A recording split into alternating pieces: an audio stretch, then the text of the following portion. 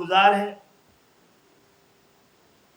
Sindh high court کے اور اس کے اس فیصلے کے جو 30 جون 2024 کی تاریخ ساز. یہ تاریخ ایک فیصلے سے جڑی ہوئی ہے کیونکہ یہ فیصلہ جڑا ہوا ہے ہماری قوم کی امید یقین کے ساتھ.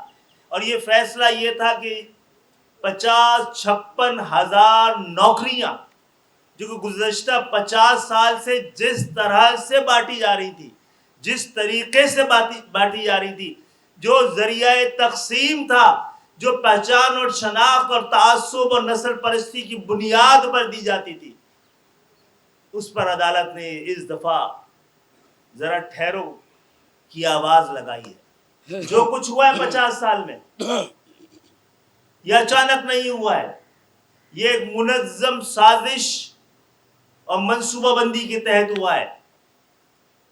پاکستان کی تقسیم دراصل پاکستان میں جو دو توازن تھے ان کو خراب کیا گیا. ایک طاقت اور تعداد کا توازن تھا, دوسرا جاگیرداروں اور صنعتکاروں کا توازن تھا. سو آپ سب کو پتا ہے کہ 16 دسمبر 1971 سانحہ سقوط ڈھاکہ, سانحہ مشرقی پاکستان کی تقسیم کا دن اور اس کے چند ہفتے بعد شاید 20 اور 23 دسمبر کو ذوالفقار علی بھٹو صاحب نے اس پاکستان کا اقتدار سنبھالا. جب کوئی کوٹا پنجاب میں نہیں ہے دیہی اور شہری کا, شمالی اور جنوبی کا, اس کے باوجود جنوبی سیکریٹریٹ پنجاب میں بنایا جا رہا ہے. جب یہ تخصیص اور تفریق اگر کے پی کے میں نہیں ہے, پھر بھی آج کے پی کے وزیر اعلیٰ نے جنوبی کے پی کے لیے ایک سیکریٹریٹ کے قیام کا اعلان کیا ہے. ہمارا تو ایک کوٹا ہے, اس کی نگہبانی کے لیے, اس کی چوکیداری کے لیے, اس کے پہرے کے لیے ہمیں بھی سندھ کے اندر جنوبی سندھ کا سیکریٹریٹ بنانے کی, بلکہ شہری سندھ کا سیکریٹریٹ بنانے کا حکم عدالتیں صادر کریں. وہ پوچھتے ہیں کہ یہ تحریک کوٹا سسٹم کے خلاف بنائی گئی تھی, ایم کیو ایم کیا کر رہی ہے؟ تو جناب علی ہم یہ کہتے ہیں کہ آپ کل سے اس صوبے میں میرٹ کا اعلان کر دیں, لیکن اس وقت تک نہیں جب تک میرٹ کا فیصلہ کرنے والے میرٹ پہ نہ ہی ہوں گے. یہ میرٹ صرف دھوکے کے سوا اور کچھ نہیں ہوگا. سندھ کے اندر میرٹ کاغذ پہ لکھے ہوئے نمبر ہے جو اپنی مرضی سے لکھے جاتے ہیں. لیکن پاکستان کی جو ساری بڑی سیاسی جماعتیں, لسانی سیاسی جماعتیں, ہم منافق نہیں تھے. ہم اپنی قوم کو جمع کر کے, اور تعصب یہ نہیں ہے, قرآن بھی کہتا ہے اور نبی بھی کہتا ہے, تعصب یہ نہیں ہے کہ آپ اپنی قوم کے ظلم, آپ کی قوم پر ظلم اگر ہو رہا ہو تو آپ اس کے ساتھ کھڑے نہ ہو. تعصب یہ ہے کہ ظلم کرنے والی آپ کی قوم ہو تو آپ اس کے ظلم کے ساتھ کھڑے ہو جائیں, یہ تعصب کہلاتا ہے. پاکستان کی تقسیم پر, اس سازش پر اب سیاسی مہر سب کی تھی. ادھر تم ادھر ہم کا نعرہ لگا کر, نفرت انگیز نعرہ لگا کر, اسمبلی میں جا کر شریک ہونے والوں کی ٹانگیں توڑ دینے کی دھمکیوں کے ذریعے. لیکن انہیں ذوالفقار علی بھٹو کو جو دوسرا کام دیا گیا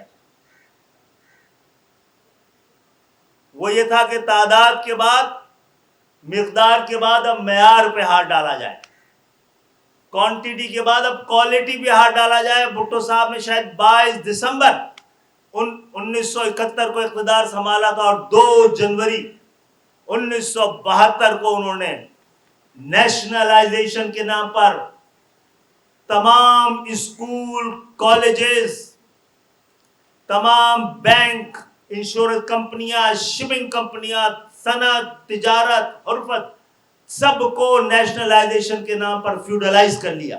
قومیانے کے بجائے ہتھیا لیا گیا. اگر بھٹو صاحب کو آج انصاف مل سکتا اور عدالتیں کہتی ہیں فیصلہ کل موقع ملا تو ایم کیو ایم اس نیشنلائزیشن کے نام پہ ہونے والی فیوڈلائزیشن کے خلاف بھی عدالتوں میں جائے گی.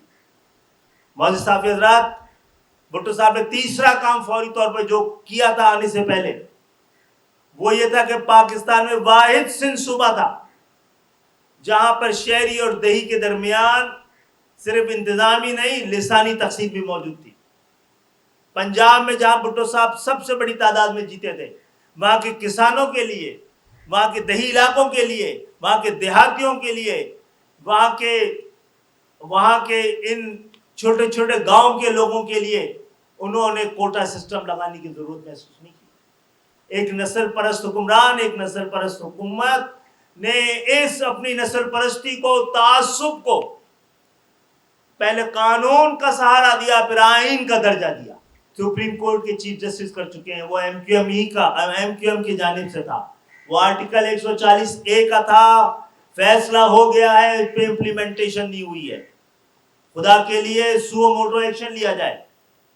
اور آج ایم کیو ایم کی پوری قیادت یہاں موجود ہے اور آپ سے سپریم کورٹ سے یہ مطالبہ کر رہی ہے. یہ مطالبہ ہم نے پچھلی 2 حکومتوں کے ساتھ حکومت بناتے وقت معاہدہ کیا تھا کہ آپ ایک عدالتی کمیشن بنائیں اور دیکھیں جو 40% کوٹا تھا کراچی حیدرآباد سکر کا تھا، اس میں نواب شاہ اور میر بخار شامل. سندھ کے شہری علاقوں کے جعلی ڈومیسائل بنوا کر تقریباً 80% نوکریاں ان 50 سالوں میں ہڑپ کی گئی ہیں.